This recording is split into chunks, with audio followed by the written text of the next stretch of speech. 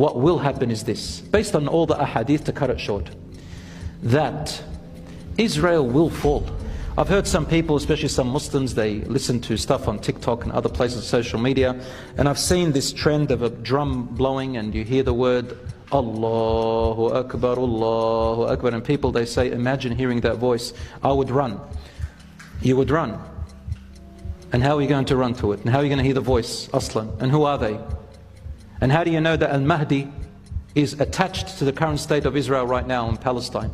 And right now people are asking me, is this the sign of the Mahdi? Is the Mahdi come out? Is the Dajjal alive? Is this where the end of time? Is this the... I want to fix some misconceptions, brothers and sisters.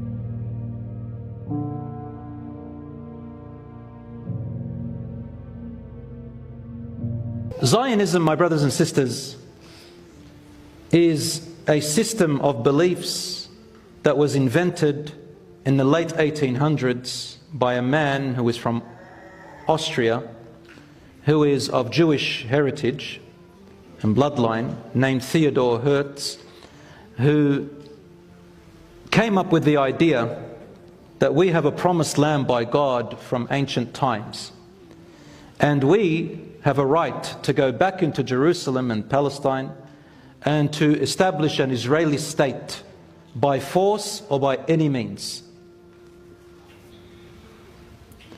At that time, the Jews were dispersed. None of them were even thinking of that.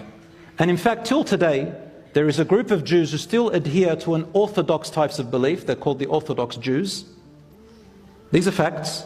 And these Orthodox Jews believe very strongly, some of them are anti-Zionists, some of them are just non-Zionists, and some of them are pro-Zionists. But the Orthodox Jews say we are not allowed to enter that land or take it over from any people. And we are oppressing them by doing that. You've seen them out in protest, haven't you? They've got big beards, dreadlock, the locks on the side and all that stuff. But yes, that's all good and nice. But they're not doing it because they believe that this is oppression in itself. They believe it's oppression because the Torah, in their belief, say that right now you're not allowed to enter it. But you will enter it. And the land is still promised to you, but the way that it will come to you is in a different means. They say, we are waiting for the miraculous Messiah. When He, the miraculous Messiah, comes, He will lead us into it, and we will rebuild the temple and return back to that state.